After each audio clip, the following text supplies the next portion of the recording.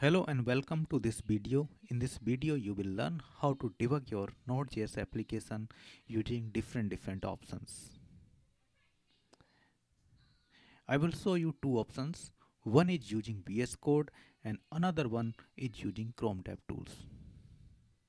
Now I will show you how you can use VSCode to debug your Node.js application.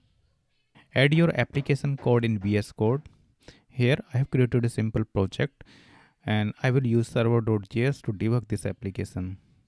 To start this application in debug mode, just look for the option run and debug and click on it. You will see three options: run and debug, JavaScript debug terminal and debug URL. So for now, just click on JavaScript debug terminal. Once you click on it, you will see a different terminal just open for this application.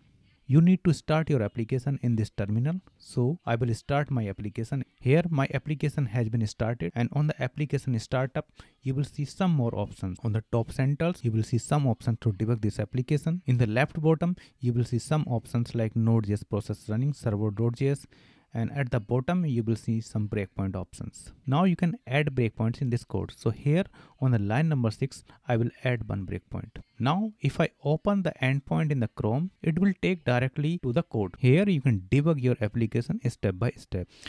Now I will show you how you can use Chrome DevTools to debug your Node.js application. To use these options, first you need to start your application with flag -- inspect. So here in my package.json, I will add a flag -- inspect and then start my application. Now open the application in Chrome. Open Chrome and then open Chrome DevTools. And in the Chrome DevTools, look for the green icon.